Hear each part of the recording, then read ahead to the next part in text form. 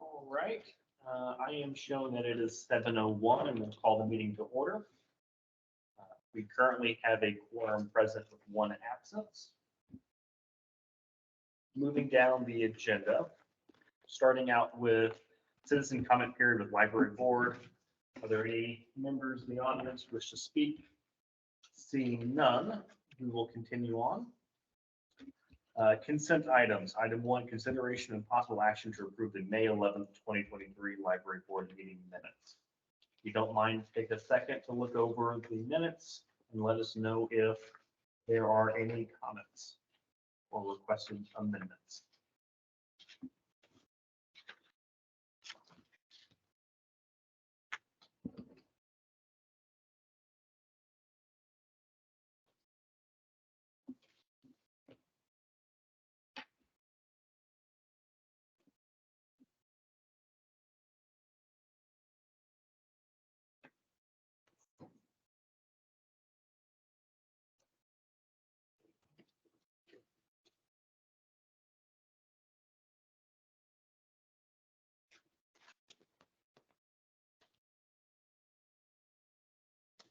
Are there any comments or requested changes?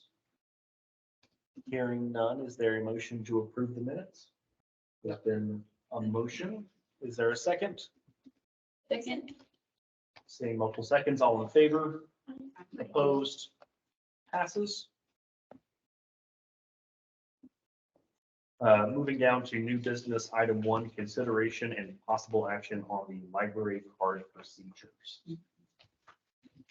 Can we all see the screen easily?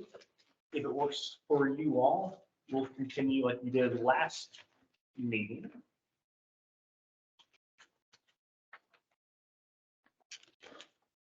Can I just interject about when we were getting ready to address it last time, I discovered that there were a lot of things that we are currently doing that don't match on here. So I'm not sure at which point you want me to add that in, because I don't know that all like people's feedback would be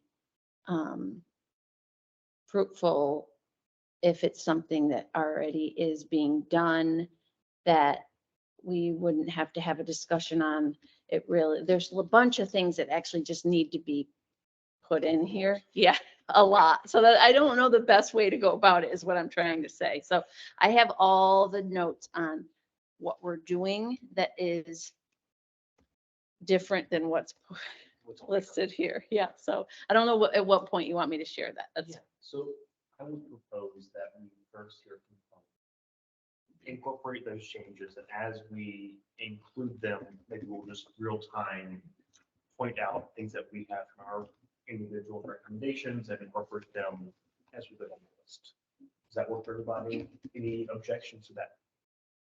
All right, hearing none. Okay, real close to you. And maybe Spencer, before you start typing, I'll just go over a lot of what I've learned about where we are with this, and kind of give a little history of that, and then go into what needs to be added. So it's my understanding this has not been updated for a long time, quite possibly since we were in the old building. It's been a very long time. So, and at this moment in time, there is a lot of ambiguity over what is supposed to be done and is not supposed to be done. And I don't mean that in a way of, I just think a lot of times, I don't know that we've had a uniform way of teaching it. And then, so it appears to me that it might be who you learned it from, that of what you're saying you're asking. And I'm not saying that it definitely isn't in a way that is intentionally leaving people out, or I think it's probably too permissive, if anything, right now, if I were to assess. But I've had a lot of newer staff ask me, and I said, let's just do what you've been doing right now, because theoretically we are supposed to be doing what's on paper right here. And apparently we're doing other, it is more inclusive. So I have asked the staff just to go with what you've been doing, and as soon as this is done, it's gonna be all overhauled. What we are doing currently, most, from what I can tell from everyone, is that there are two types of library cards you can have. One is restricted and one is unrestricted. A restricted card is can be obtained if you have a Texas driver's license or any a driver's license, and it says, let's see, a restricted is a Texas driver's license, but you don't have proof of living in Kyle. So you get 5. A restricted would get you 5 items. Okay, and it can be any variety of materials, all, DVDs, audiobooks, that kind of thing. If you have out of Kyle driver's license, but you show a bill of some sort, like a deed on a house or a lease or a car insurance, some type of bill. It can even be on your phone, digital, if you log into your car insurance. And then you can get an unrestricted, which is 25 items per card. Now, the history here is that we have for a long time had Texas driver's license be the standard to get a card, because apparently at one time in the state of Texas, the more inclusive your reach, the more of your card holders, meaning how welcoming are you? Are you providing it to everyone in the state of Texas? The more money you got from the state. Currently, we don't get any state funding directly. It's all local funding.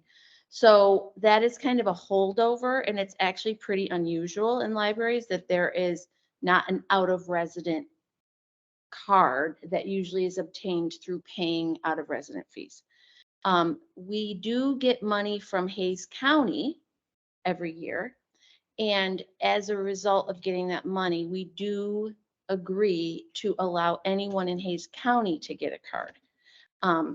But the part about anyone in Texas getting a card, that there's nothing in there's no, other than a holdover from how it was years ago. I can't see any particular reason why we need to continue doing that, or we should. I mean, it's pretty uncommon, quite frankly. But the photo ID, all of the things on here are still things that we use. Like if someone has an out-of-state driver's license, but a bill that has local Kyle or Hayes County address, they can get an unrestricted. The only thing that would not allow you to get pretty much a library card at a library is an out-of-state license without proof of residency in Hayes County. But a lot of other, like anyone in the state of Texas could get the the restricted, sorry. So that I just wanted to, because it doesn't say that there at all. So I really wanted to just make sure that you guys were aware of that, because and then the other thing that it doesn't say at all is that our restricted cards expire every year. Our unrestricted expire every 2 years. And it doesn't say anything about we also have an online card that you can get where you just get digital resources.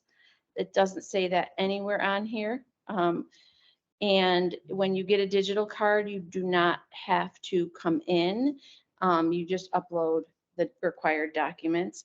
But again, that doesn't say it anywhere, I don't think either. And that was something that was brought on because of COVID. but we kept it going. And we have extended the length of time that you can have it. But this was something that was here when I started. I haven't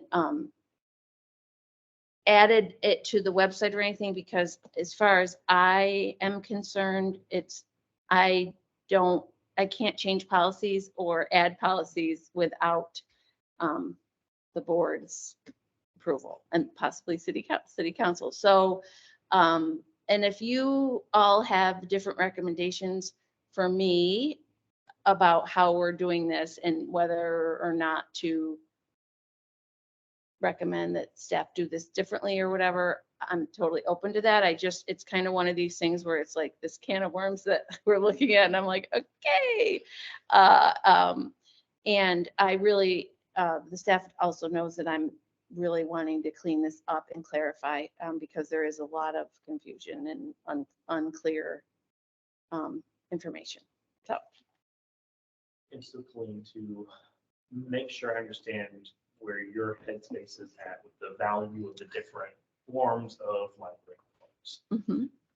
Are you saying that the issuance of library cards, even restricted to non-Hayes County residents, has value and we should keep that in place?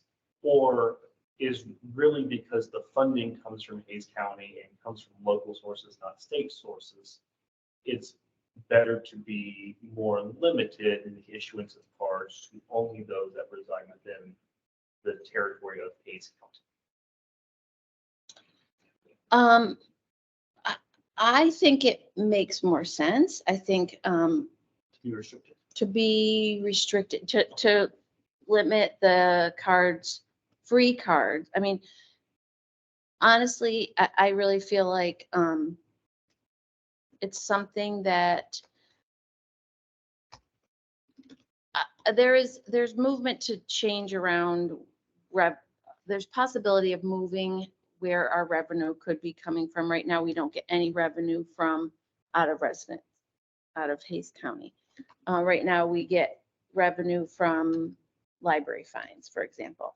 I mean, that's something that in my mind, I would rather see us not have library fines and charge for out of residence, that kind of thing. Like, to me, that's kind of one of those things where if we were to look at our fees and everything, I think there'd be more value in charging people who live out of Hayes County than charging fines to our residents. I mean, that's just something in my mind that I've been kind of playing with. I'm not proposing it here, but I haven't encountered a library in this area that doesn't have an out of resident fee. It is the norm, and it just varies on the amount. So as it is right now, if we do nothing, you're in a spot where a resident of Travis County could come down and use library resources, get a restricted card with their Texas license and no verification of Kyle or Hayes County residency, use Kyle Public Library resources, and you have no mechanism of offsetting that administrative cost unless they incur fines, fees, or other. Right. Okay. And one of the things that is challenging about that I've discovered recently is that one service that we offer is Hoopla, and that's a newer thing, and it's quite expensive, a lot more expensive than I was aware of until I really dug in and saw how expensive it is because it's a per use. And so a lot of larger libraries are the libraries that have Hoopla because it's so expensive. And so in this case, people could come from other places and use our Hoopla resources. And then, we aren't charging them. And it's because not every library has Hoopla because it's quite an expensive resource. Yeah. So there is, definitely a precedent for not having the availability so broad and open.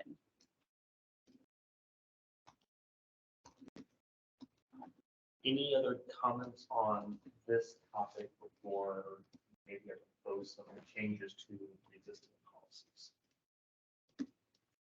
The only question that I have was, since we're talking about the library card procedures, are we wanting to include the form application as part of this review that people fill out? I'm assuming it's the application that the adult fills out versus the one that the child student fills out, so that we can keep that in mind and mention that in here.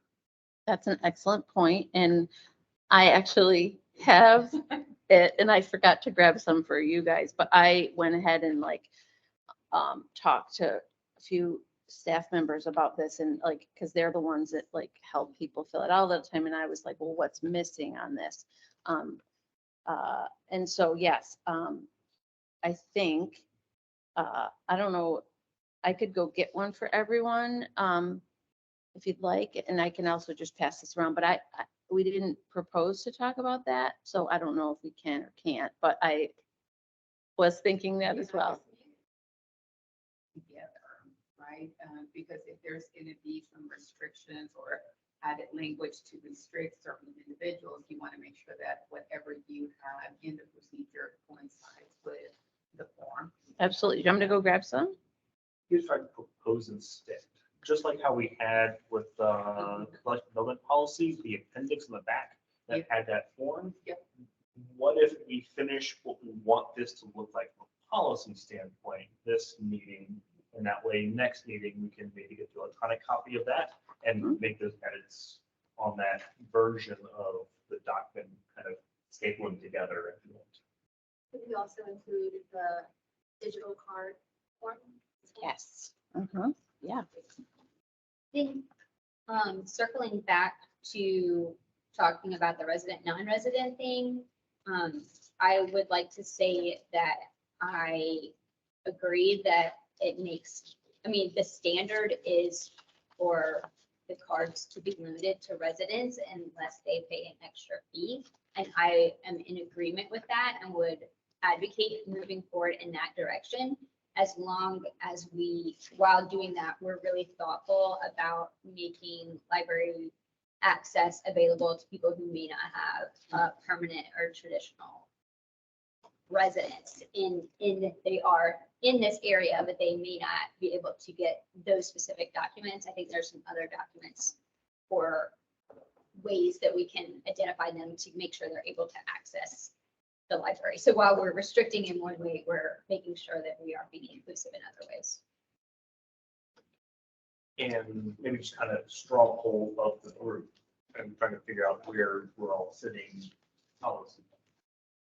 Individuals that contribute in some way to the tax base that feeds in through City of Kyle and Case County to the library are the individuals that would not have an associated fee to access library resources.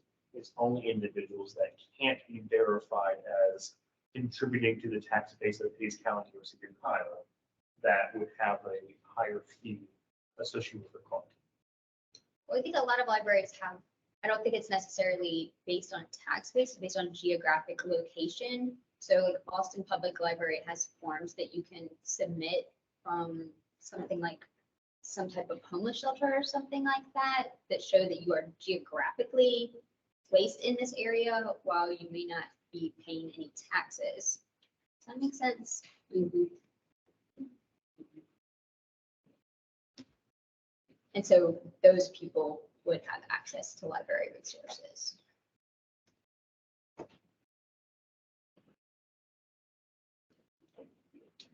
This answers your question more.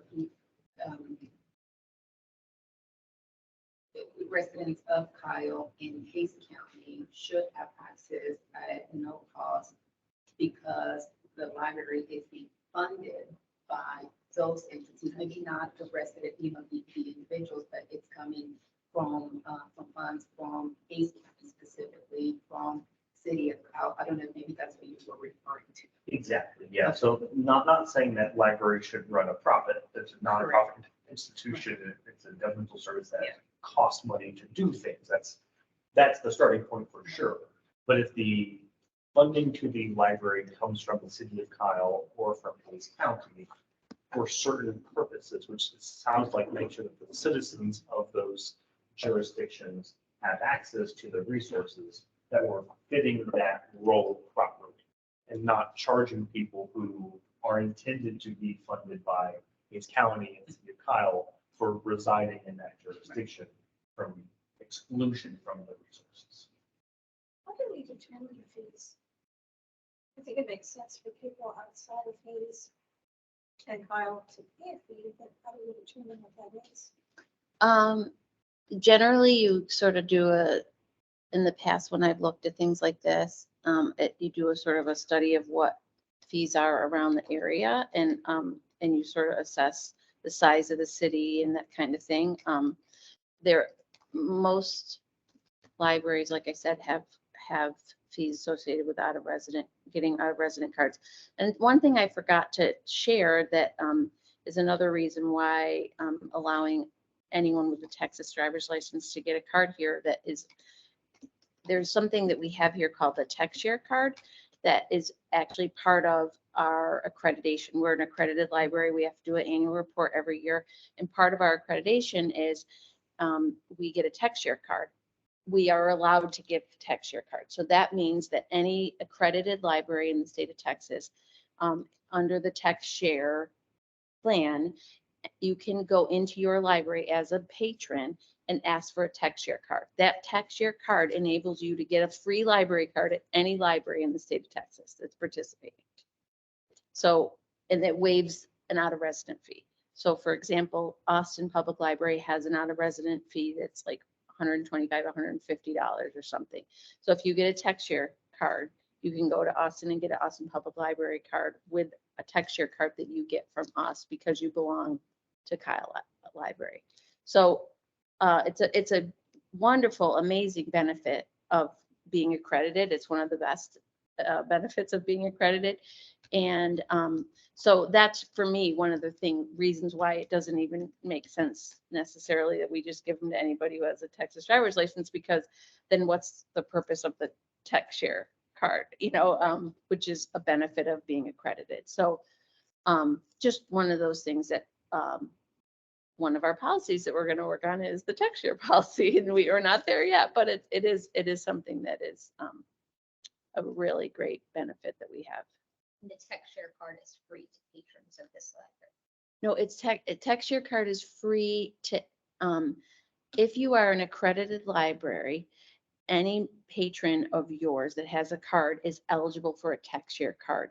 The TextShare card, all that does is it doesn't let you borrow from other libraries. It lets you go into another library and ask for to apply for a card, and you can get a library card even if you don't live there, even if you don't pay an out-of-resident fee.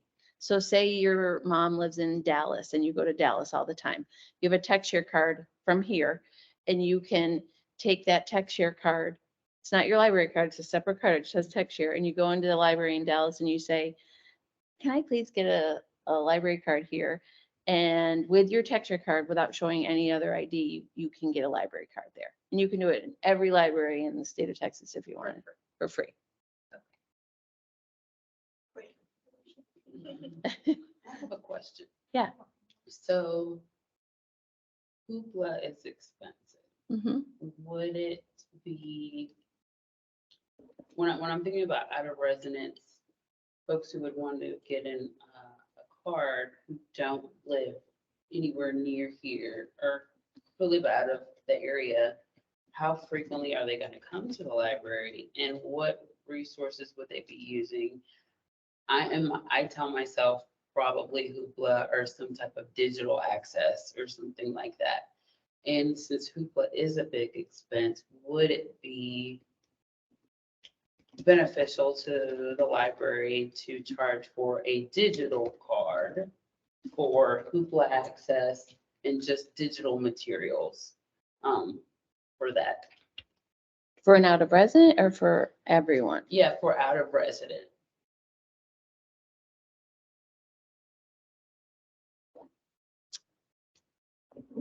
I don't know that would, I mean, it's a possibility. I'd have to think it through. I don't know that that would be advantageous to people, because if they're just online and digital, then they would probably just have to pay by credit card, and we charge $2.50 for credit card transactions because that's a city thing. And so I'm thinking that at the end of the day, if they had to pay for the Hoopla access and the credit card fee, it would almost be like another streaming service of their own that they'd be paying for. I mean, I don't know. I just kind of, I don't know if it would be, Yeah.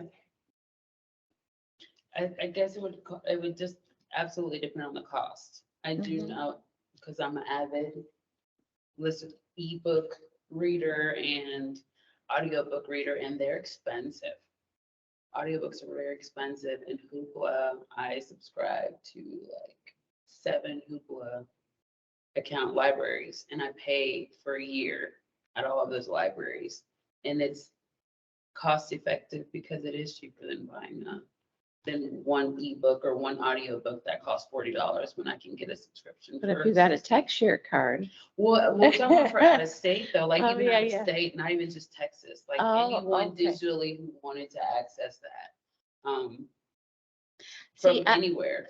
I would be very cautious with that because of what's going on with book challenges right now and restrictions. Okay. Yeah, because different states are having different rules and laws regarding materials. Mhm. And so then that would put us in danger of having to restrict or somehow curate our collection differently, or have be liable for exposing someone to something that another state or another area would deem that is very, I mean, I experienced that in Hutto with, we had shared our collection with the schools, and then books started being challenged, and anything that was in our library was also in the schools. And so there was a lot of liability that, so that would be probably tricky. Okay. Yeah, just in the climate we're in right Yeah. now. Yeah, It is different. yeah. If we could take a step back from the weeds, I think one thing that struck me as I read through this before I even knew how far apart we were in procedures is that we've danced around who a patron is for a few other reviews. Is this the appropriate time? Is this actually more than library procedures? Is this library card policy and procedures? And is this where we really kind of define a patron and the types of library cards that a patron could have, as well as the literal steps to getting a card? Yes, I think that what is on the screen here should actually be a policy and not necessarily the procedure. I also recognize that we are at 7:30 and we get right at single word change. So I'll propose that we start writing some of the thoughts down that I think we're heading in the direction of. The definition of patron, I want to punt that down the road a little bit. But I think it's intertwined here, and we'll maybe reference that and just like put a pin in it for the next time we address that. If that works for the group. Yes. So what I think I would start by doing, just to make sure we have it recorded.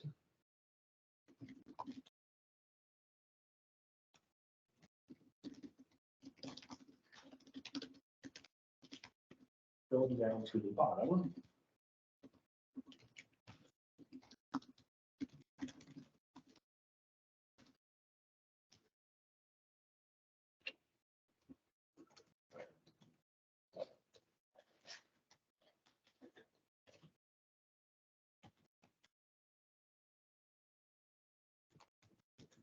So we have talked so far about restricted cards, unrestricted cards, text share cards, and online cards. Or Children's cards. Minor. micro, 5. Is that correct, Colleen? There's nothing else that's out there? Mhm.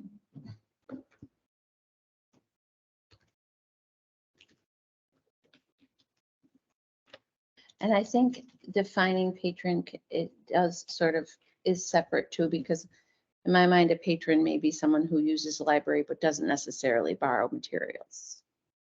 Can they? Must they? No, anyone who frequents the library is a patron. I mean, they don't have to, if they use the computers, they may read magazines. It's not tied to borrowing materials. Where I feel some friction is that a number of the things that we've written about who has a right to protest and some of those things, we use the word patron.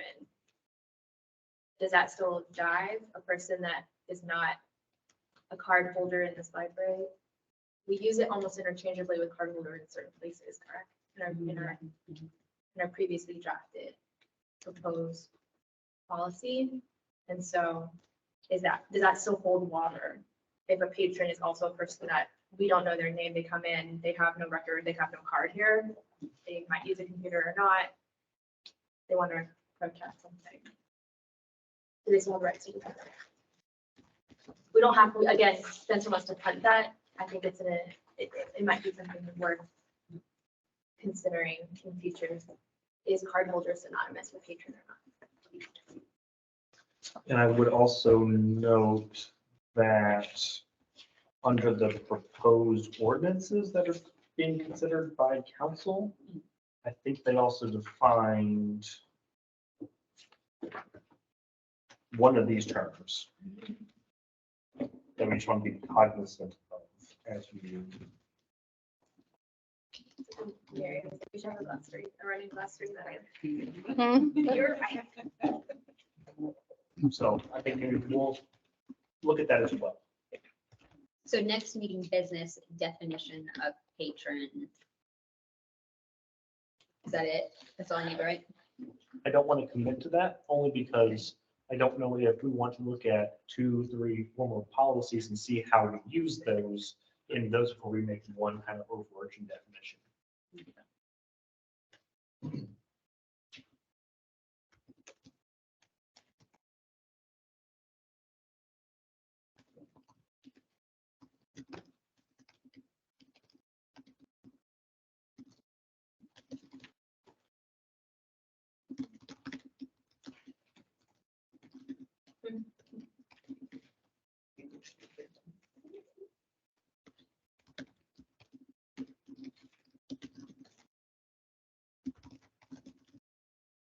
So restricted cards Mhm. are issued with a Texas license, Mhm. but no form of Kyle or Hayes County residency. Correct. Mhm. A Texas ID, not just a driver's license, correct?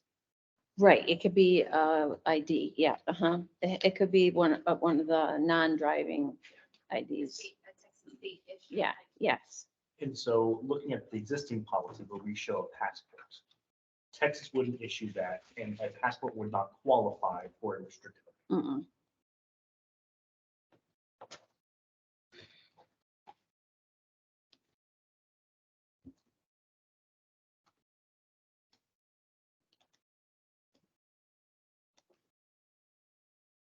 Same with military. If it doesn't have something related to Texas, if it's like any of these other ones wouldn't qualify for the unrestricted. I mean, for the restricted, it would just be a Texas driver or Texas ID.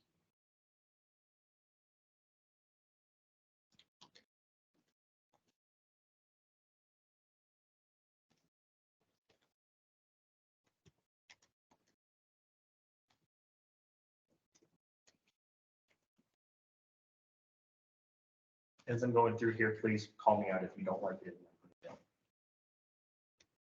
We can move on. I think it just. So a unrestricted card is still a Texas license or are any of the photo IDs listed in the old policy acceptable? Mhm. As long as they have proof of address. Any of those plus Hayes or City of Kyle verification address. Mhm.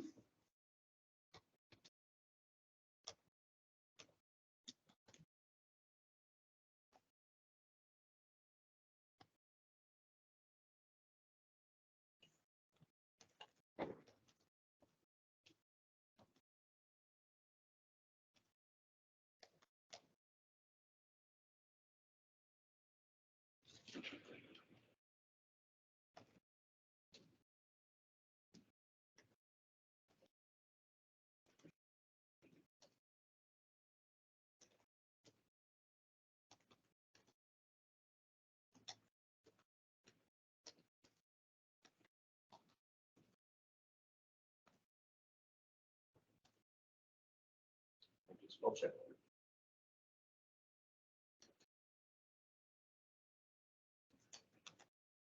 Minor cards, how are those currently issued?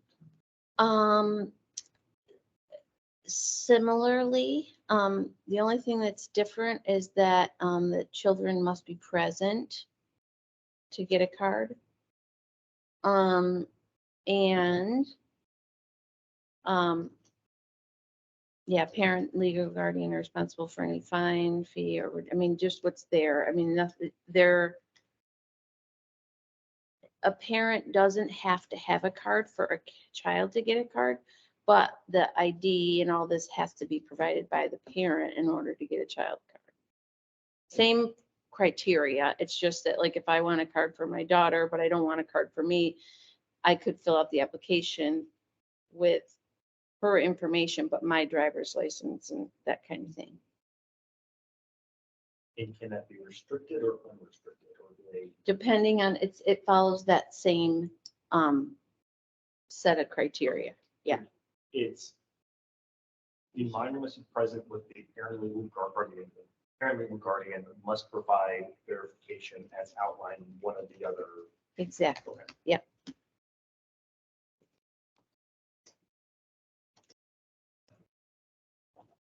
And at this time, the cards are not required to be linked together.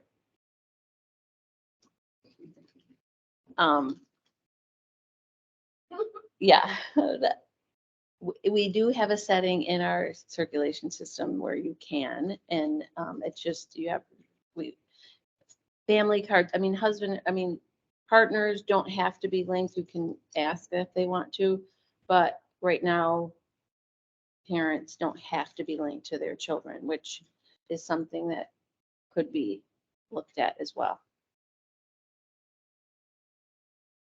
Who can link it now? What I mean link by is, it would have to be an administrative thing. I would have to do it. But what I mean by link is they share fines. So, but you cannot see what the child is checking out. Well, that is, I mean, that would be possible just logging in. I mean, when you create a login, when you, yeah, I mean, The that, child would have to share their login with the parent. yes, but the parent actually, I mean, the adult gets the login. It's not really the kids that get the login. It's, I mean, it's a phone, it's your library card number and your phone number. The kid would have to change their password in order to prevent their parent from seeing it, because it's a defaulted setup. It's like your library card is your username, your phone number is your password. And in order for you to have someone else not see it would be to change it and personalize it. But it's defaulted, it's set up by itself.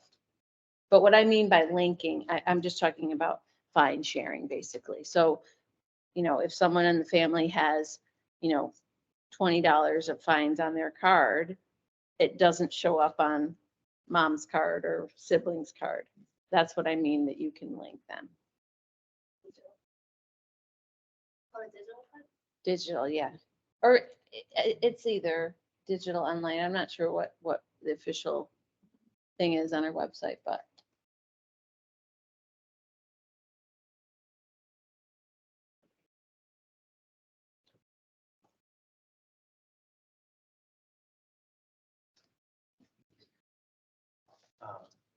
For the text share card, I guess listed that we will find that in the text share policy and Mhm, put that. mhm.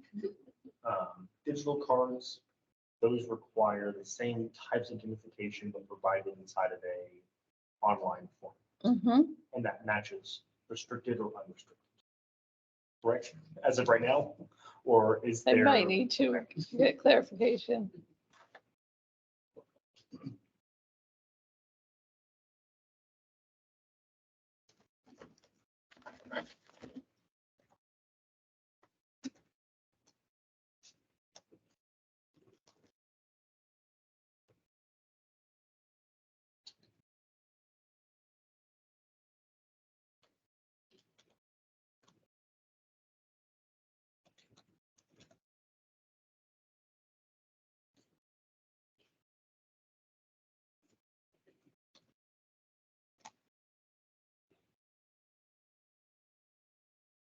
And for minors, can they get a tech share card or can it only be restricted or unrestricted?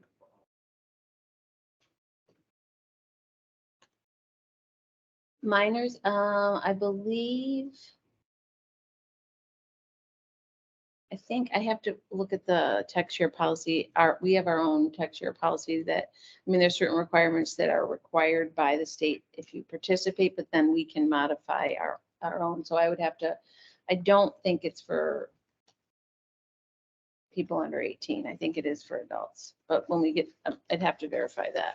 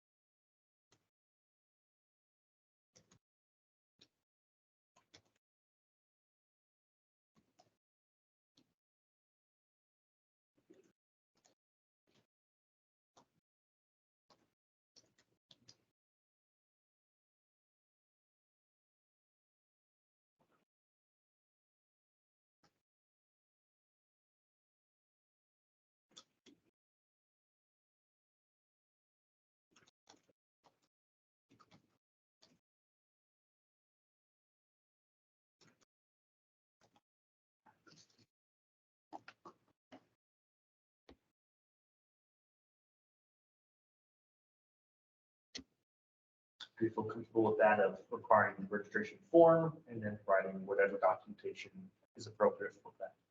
And we just zoom in, is that helpful, Jessica? You see that line? Or? Yes, is this a time to talk about, it seems to me like what we've done now is kind of like outlined what is currently happening. Are we talking now too about what changes we might make to this, or are we not ready for that yet? Yeah, let's go for it. So I think that this, as Colleen said, this restricted and unrestricted is kind of unusual. And the terminology that most libraries use and the classes they use isn't that there's a restricted card, but there is a non-resident card. And non-residents pay a fee. And with that fee, they have the same library access as everyone else. It's not restricted. We may want it to be restricted, but I think that a more clear terminology would be resident and non-resident cards.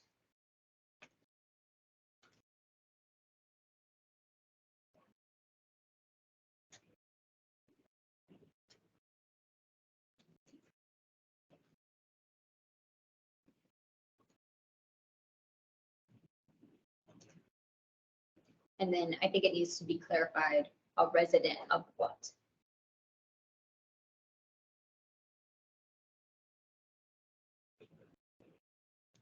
Because that's confusing in Texas because of the library, like it's the Austin Library, it's the Kyle Library, there's not a Hayes County Library.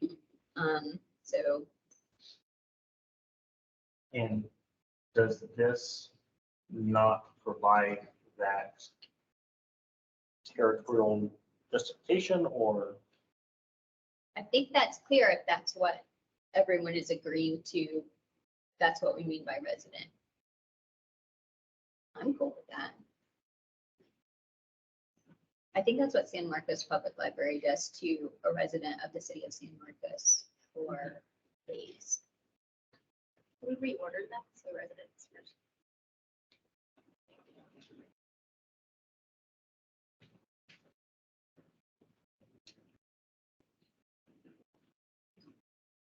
But if you're a resident of Hayes County, then you are a resident of the city of.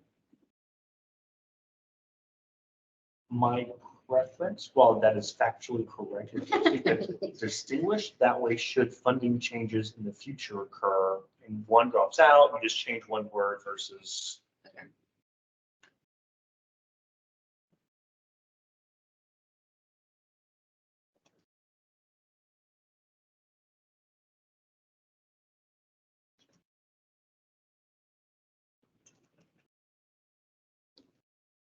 Sometimes people don't know what county they're in. Fortunately. Any other comments on that section?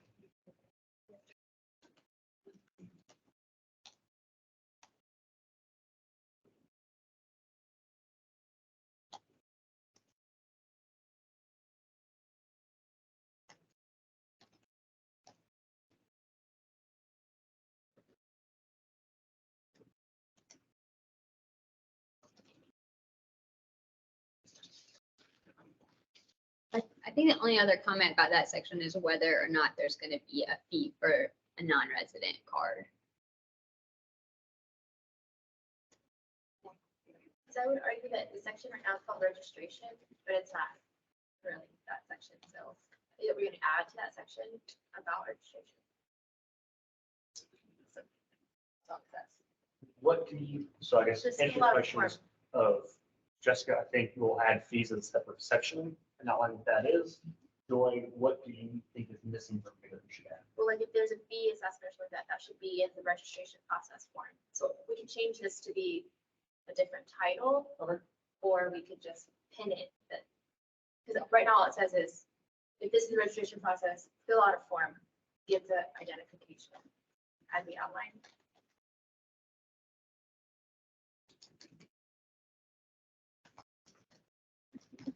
Maybe it should be types of cards to Cards. obtain. Yeah.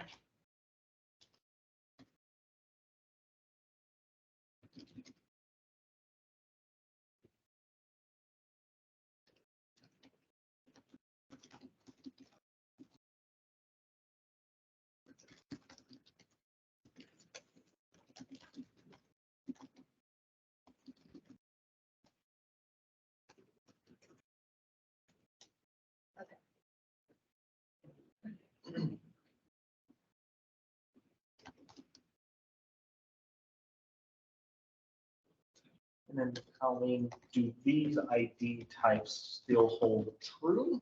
Or are we omitting some that is actually being used in practice? Second section is definitely not in all of this list. It's a feel like it. What is it? More like a list of examples, right?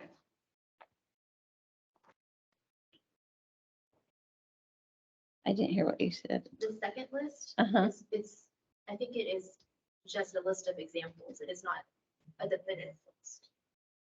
True. Yeah. Maybe it just, to me, it's like something that's like proof of address. That's really what we're looking for, proof of address. So it could be any one of these things. Like, I mean, but it also, you have to be careful too, because I have had people say, oh, I have an Amazon shipping label, and that wouldn't really count because Amazon, you could have deliver anywhere. So it has to be, so I guess it's not really proof of address. I mean, it has to be like a legal proof of address. I mean, something, I don't know what word we'd use. Yeah, yeah, and mail postmark, I'm not that comfortable with mail postmarked in the last 30 days because there's a lot of junk I mail agree. that I could agree. be,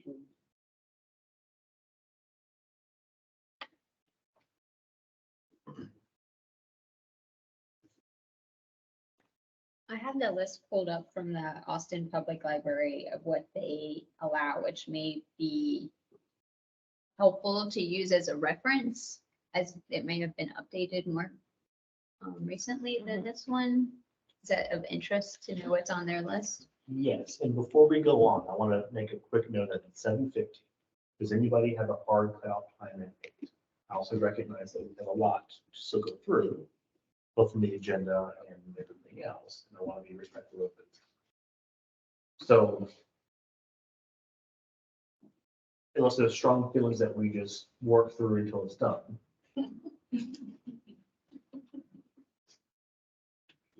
Hearing giggles of, I think, trepidation there, let me propose this. Let's table this item.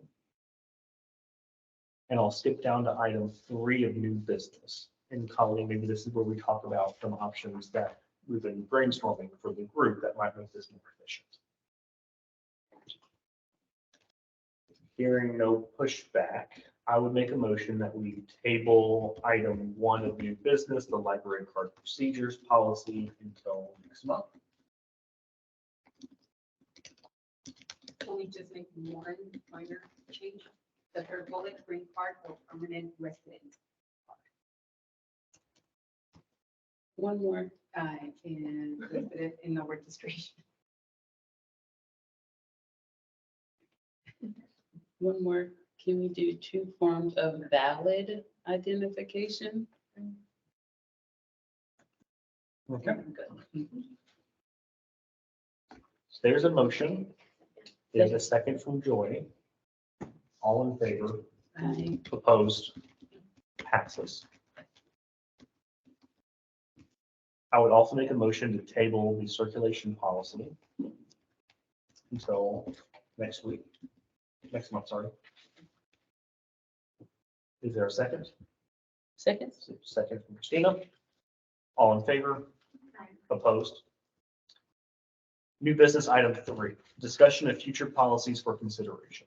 So as we've seen for the last 2 months, we can take hours to go through these, and we probably should. If these things are a decade old, there is need for discussion. Don't want to heads off the knees there. But we also have term limits, and at the pace that we're going at, we're all gonna age out of our terms here on the board before we can get to all the policies. So, Tony and I have been brainstorming ideas to make this more efficient, make this flow a little easier. We also recognize that a lot of the expertise of what's happened in practice with all these policies, of how we're living it, how they're being enforced, we don't know. Colleen knows, and her team knows.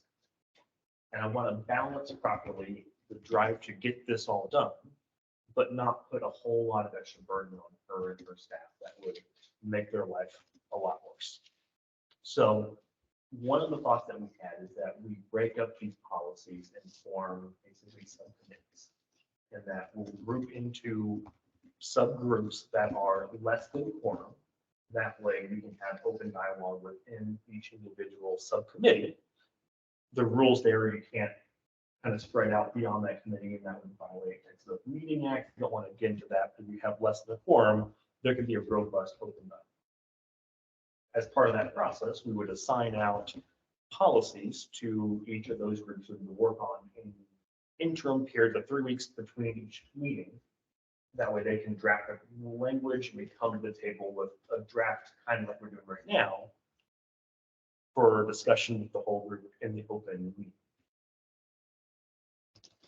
Do I have any real pushback to that idea, or do I need to explain that differently or better, or was there confusion with that idea? Hearing none. Part of that process, I would definitely defer to Colleen on which policies are best for us to take the first crack at, and that way those policies that require a robust discussion with staff, we don't prioritize first, give her time to draft the recommendations or other ideas. But I think these two, we already had a robust discussion on the first one. I'm hopeful, but Colleen, tell me if I'm wrong, that the circulation policy doesn't have a lot of notes from you and your team. We'll start with these two. And then we will continue to assign more as needed. Does that work for your group?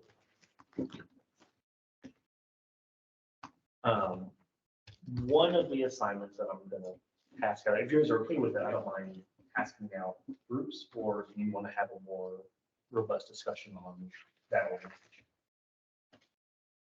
No. Mary, you earlier brought up the idea of let's have like a definitions page.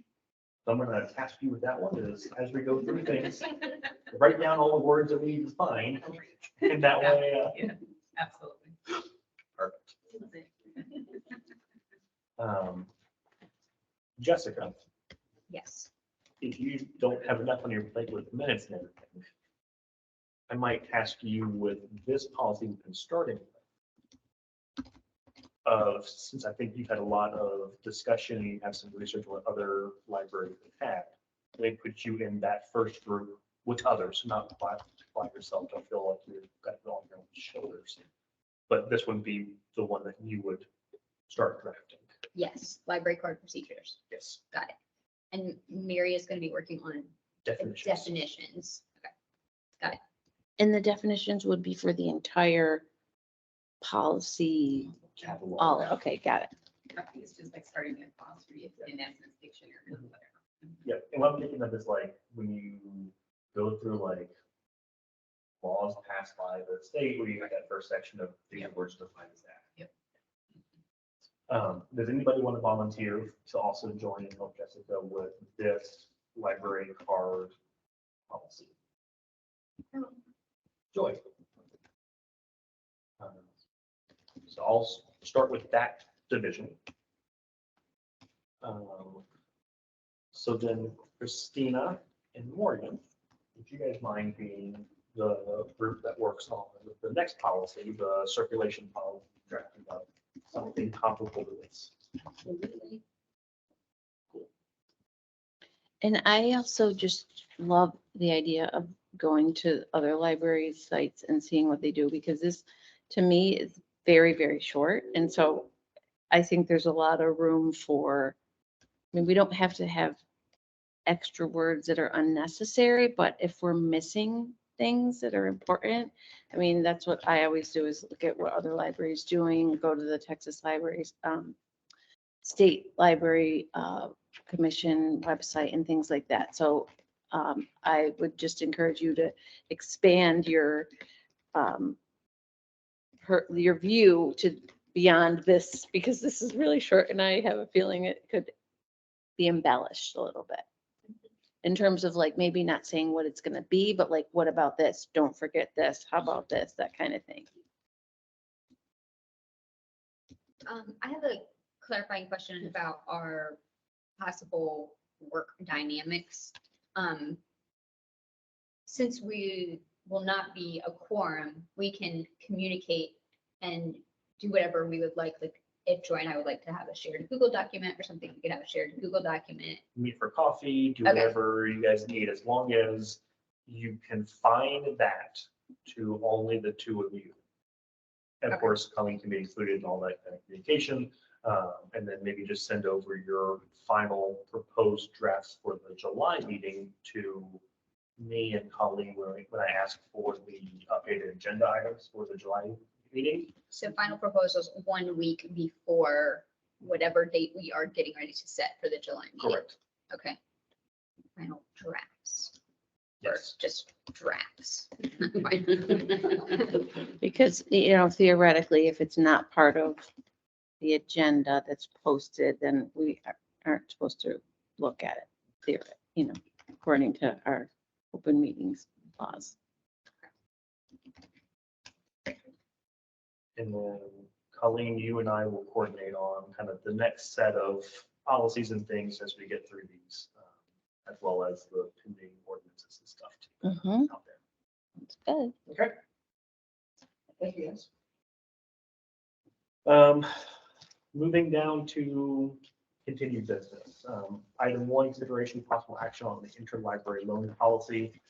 I would ask that nobody have any businesses there. We don't have much else to update on that policy. But I'll talk about the proposed ordinance changes here with the next. Moving on, consideration possible action on collection development policy. So last meeting, we met and we put together this policy update. Just in the interest of transparency, when I printed it out, I found that a few of our track changes left extra spaces or too few spaces. I just cleaned that up. I made no other substantive changes, but that's what this is here. We had a motion last month to put it on to the council agenda for this month, knowing that there was ongoing ordinance changes that were proposed and discussed, and we wanted to time that appropriately. Last Tuesday, the first reading occurred of an ordinance change that would reorganize the way that the library advisory board is situated within ordinances and would give some more authority to this body to approve changes. That was the first reading. Second reading scheduled for the 20th. And so it wouldn't, in theory, be able for us to do anything until after that meeting regardless. On that topic, I would like to flag Colleen for your awareness, just to pick your brain too on what the ordinance change is. On page 3 of that change, under section 8, division 6, duties and powers, part B. The The language is, the board shall have the power to develop and propose to city council rules and regulations for the proper conduct of the library. Such rules and regulations shall become effective upon the adoption by city council as provided by law. The following section then is, the board shall pass policy and procedures that include a litany of things. This is, I would define under other procedural areas of library operations. I would read that to mean that, assuming this gets approved by council, we would have that authority of change any policy changes related to procedural areas of library operations. But there's so that language of some stuff goes to council. And I would interpret that to be like the things that are defined in this ordinance as ordinance would have to go to council for change. But as long as we fit into one of those 6 bullets, we're clean and clear. Yes. Okay. Cool. Mhm. So the last meeting, we had a proposal to send it to council in June. It's not like it needed to be approved until June 20th, at which point we'll talk about July. So to make sure that we're following through, said we're going to do, I'd like to make a motion to reconsider from the May meeting, the motion to submit the collective development policy to city council. Since I was part of the vote for the prevailing side, that item gets pulled back without needing a second or a vote for reconsideration. I understand Robert's rules right, but it has been a lot of years since I've done that. So if we're okay No with idea it, what's happening. I'm gonna move forward with I'm this. on it. I'm gonna be honest. I'm really trying to hang in there. Am I the only one? Okay. So I'm gonna, since we're reconsidering this item, I would make a motion to submit the collection development policy as approved here on June 8th to city council for consideration.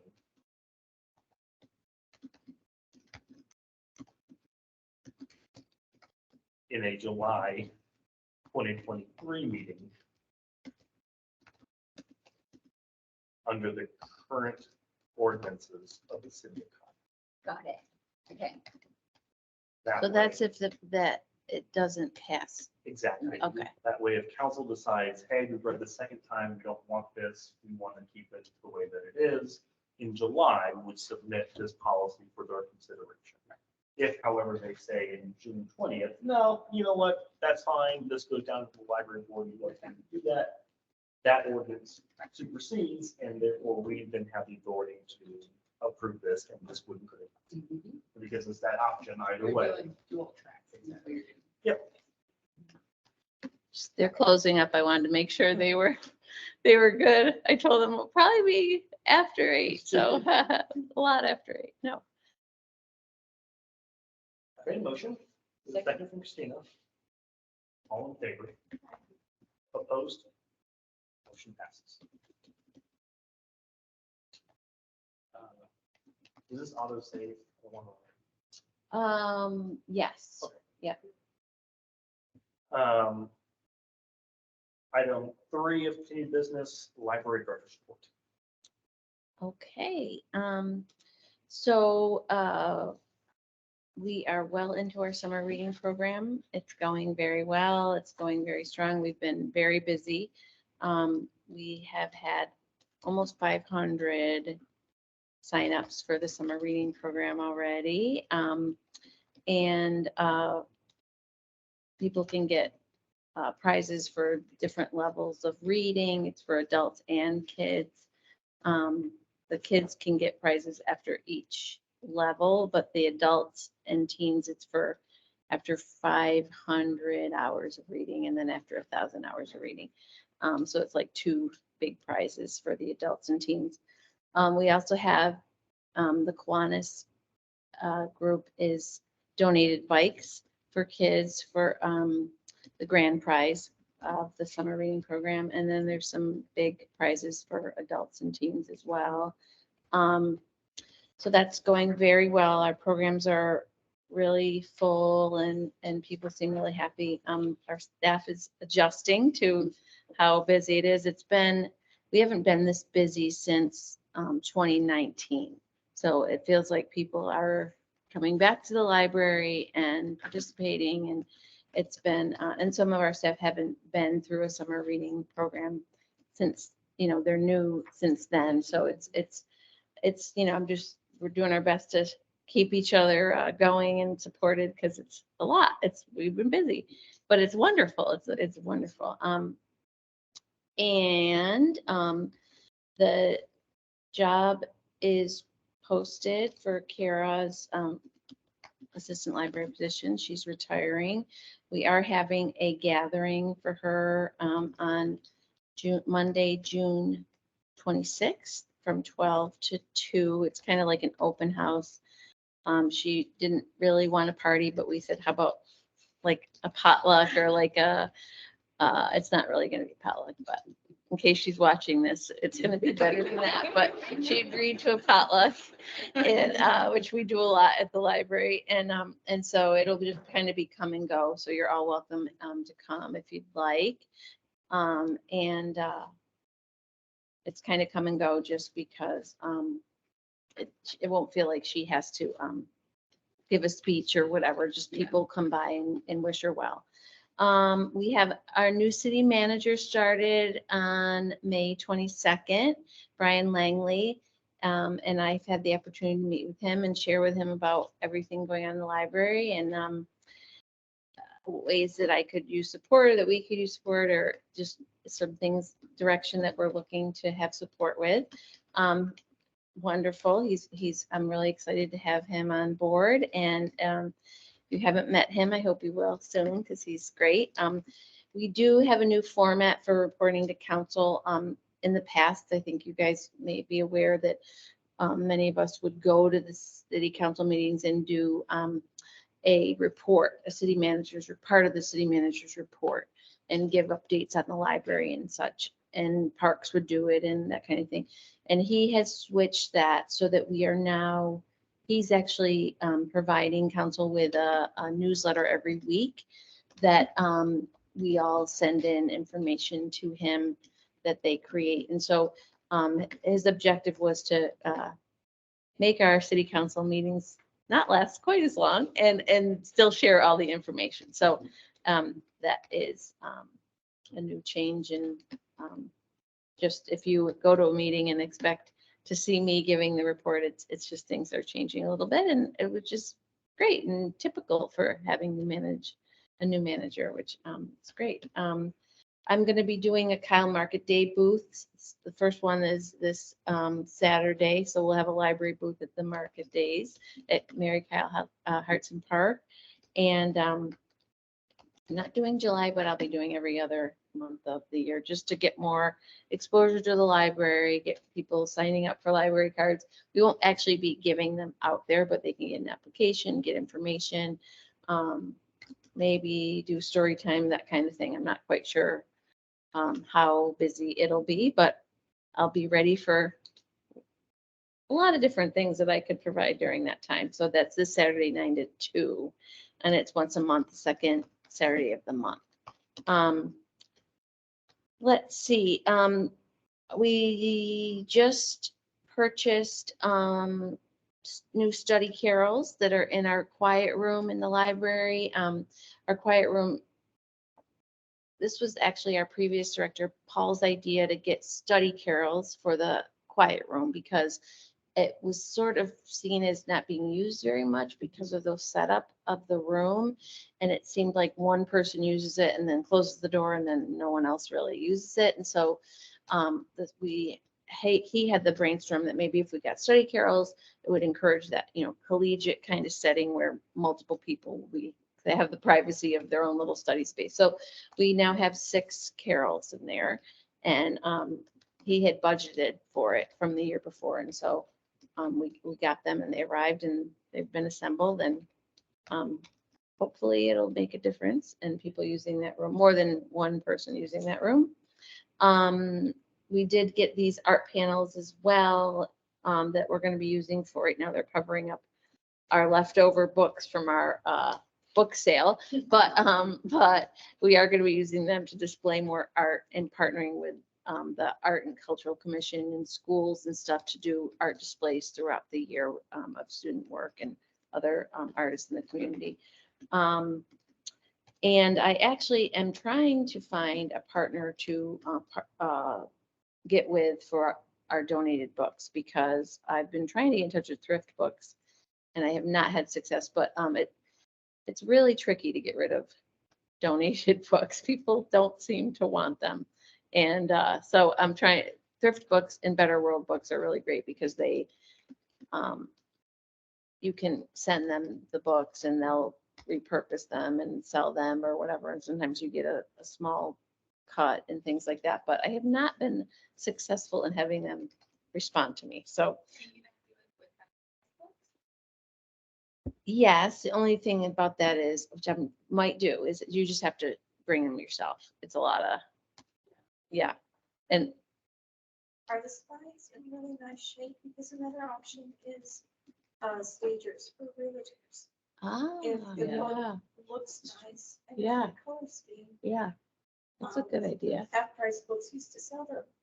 Oh, yeah, that's a the good books that they idea. wouldn't sell them by color, just for staging. Yeah. But realtors, or they're, I don't know who all of the stagers are, but yeah, if you give them free setup for staging, they'll come. Yeah, okay. They're in good shape. That's a good idea. Yeah, the thrift store is inundated and they don't want our donations anymore. We already have little free libraries that we give donations to, so it's just one of these challenges that, but yeah, I may be bringing them to Goodwill or Half Price, but there's quite a few boxes left. Oh, I would say 20 or 30 boxes. Another suggestion. Yeah. Somehow I got invited a couple months ago to the prison that's here in Kyle. And I had Oh, the yeah. luncheon and I spoke with them Yeah. and they don't have a lot there because I was asking about resources. And actually I wanted to talk to you about that. I just haven't had time yet because Yeah. I had a separate idea.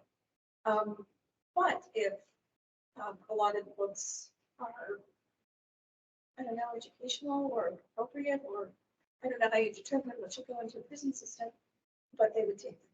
That's an excellent idea. There's a nonprofit in Austin that specifically does that, and they sort them based on criteria and stuff. I can get a Okay, name. yeah, that would be great. Yes. Both, thank you, thank you. Hey. So, and then the next thing is just the last thing is, our next budget meeting, with city council is on July 8th. And I, have proposed potentially to have our fee schedule change. And I want I guess we'll have to talk about it at our next meeting, of reducing our faxing to, we currently charge $2.50 for the first 5 pages and then $2.50. No, I think it's actually 5 for the second. And it's really scanning. We scan to an email and our scanning is free. So I have proposed that we potentially get rid of that as something moving forward. And then the other one that I was thinking of changing is, we currently charge $100 non-refundable fee for anyone who uses our meeting room who has food for cleaning. But we also charge for damages. And it seems like we haven't had any problems with that. And it's a lot, to me, it seems like a lot of money to charge in the event that they are having food when we also charge if there's damages. So those are the two things that I was considering asking for fees to be reduced, because there's fees that really aren't bringing in a lot of revenue, but also don't really seem I justified. think that you're going to bring that to the next meeting. Mhm. Similar to glossary, that instead of giving an opinion on one or two fees, do you have a list of many of the fees of everything that you charge for? Yes, Because it just seems like if you change one thing, then you have something else that may not look appropriate. Just. yeah. Okay. Yeah, so for another meeting, bring all the fees. I mean. Yeah. That makes sense.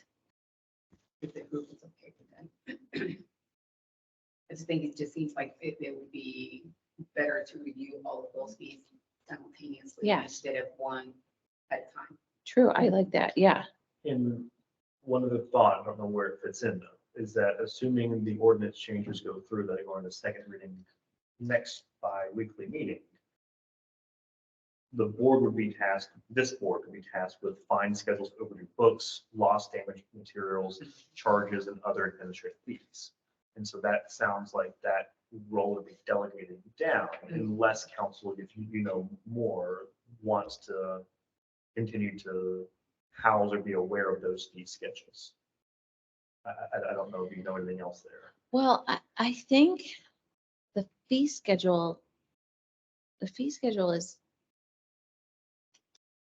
a finance office thing. I don't know.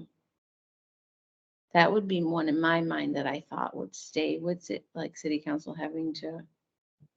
But the way the ordinances change, it says, The board shall pass library policies and procedures to include 3 fine schedules for overdue library materials, 4 the fine schedules for lost or severely damaged library materials, 5 the fine schedules for other charges or administrative fees.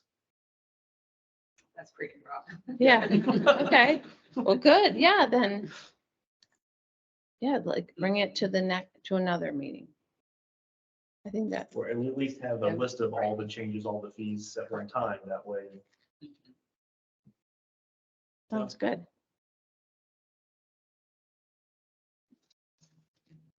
And that's it, actually. I'm sorry. That was it. I didn't say the end. So there is one other item for the next weekly, or the next council.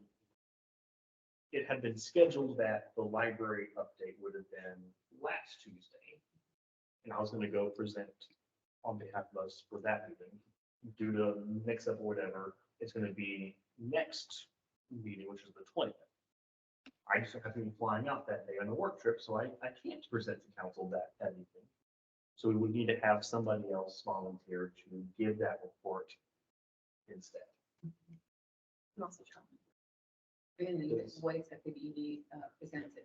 Yeah, so if I recall correctly from our discussion, it'd be a brief overview of what our role is, what we have been working on, what our goals are for this next year. Things I was going to talk about, basically use Morgan's new member packet and say, this is the purpose and the goal and everything of that kind of stuff as that preamble discussion. Talk about how we have now a new library director, and we have a largely new board here. And so our focus has been and continues to be updating all the policies that are, as we see, a decade old, that need to be revised. And that's what we've been focused on. Giving us kind of high level of my understanding, and let me know if I'm wrong, is that it's not going to be a lengthy discussion. It's just a quick overview of change. I mean, no one is volunteering. And this meeting is, when is this meeting? June 20th? 20th, Geez, Tuesday. Tuesday, yeah. I think that I'm free, so I can go with you Awesome. for backup, in solidarity. Okay. Mhm. I'll go too for backup and Did you have something already prepared since it was supposed to be? No, I had a few bullet notes on his paper that I was going to just kind of talk from, but also probably give me a heads up enough time in advance that I didn't have to present or get me formalized at that time. So This is just like a couple sentences about what we do. Okay. Is that like is that 7 o'clock? I believe it's 7. Double check. yes, it is 7. Mhm.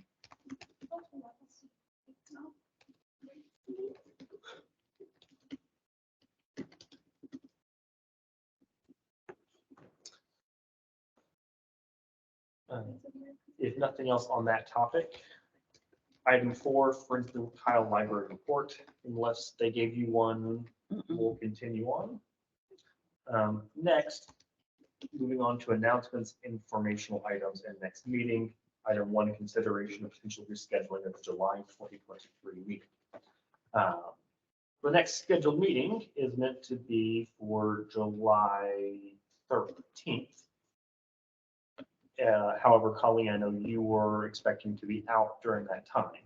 We wanted to discuss as a group if there were other days that would work for the team that we made sure Colleen was here. If we can't find one, I think Colleen said you try and have a different staff member sit in place. Mhm. And I also want to flag that that day we are within 2 weeks of my wife giving birth by due date. So at any point in July, I may be out of pocket. So I want to make sure that we had enough people available so we had a quorum.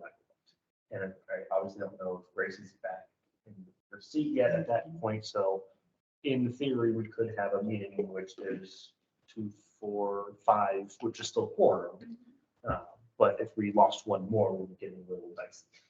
And I will be in Washington DC on the 13th Okay, and in North Carolina on the 27th. okay. And I'm assuming Thursdays are still best, or are we open to a different day of the week? I'm open to any day. I'm open to, because on other Thursdays, it gets dicey for me. Okay, Yeah, I'm open. and so Colleen, your trip that you have planned is, I leave on the 8th and get back on the 16th. the first week in July, we had complications of the Independence Day activities. Is that generally bad for everybody? Or are we open? I'm free on the 6th. Same. July 6th. Okay. We will have the next meeting on July 6th. Let me just check real quick to make sure there's nothing going on in the meeting space. Yeah. Like, not that we couldn't have it somewhere else.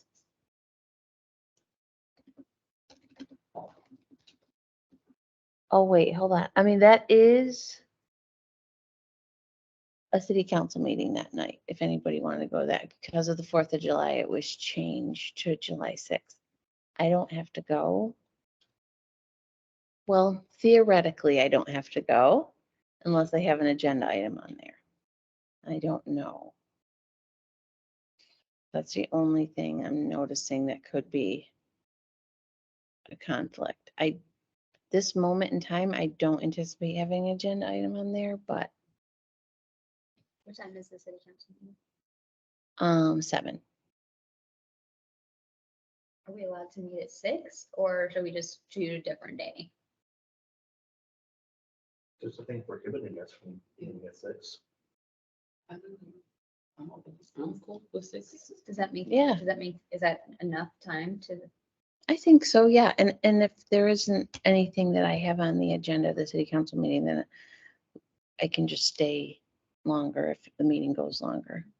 But if I do have something, I can scoot out and have someone else come in and be a staff representative. So maybe perhaps on the agenda, we should start instead of new business, well, continue business with her on the front end.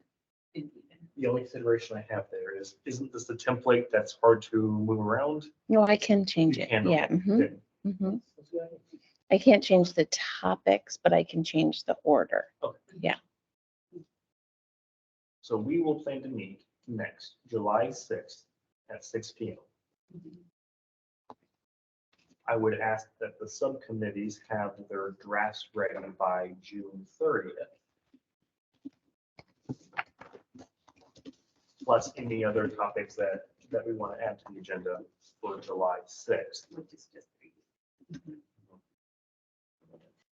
And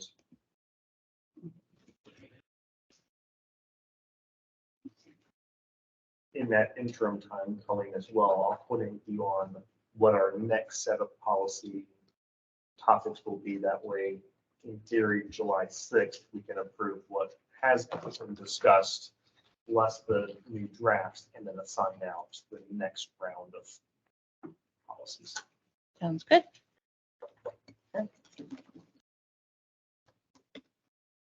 And of course, you guys have topics that aren't just policies, feel free to throw that out. I don't want to hog the entirety of the bandwidth.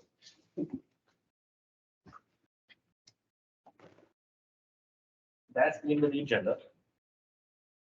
If there is no other items of discussion for the group, I'll entertain a motion to adjourn. Then a motion from Mary, a second from Morgan. All in favor? Opposed? Passes. We are adjourned at 8:27.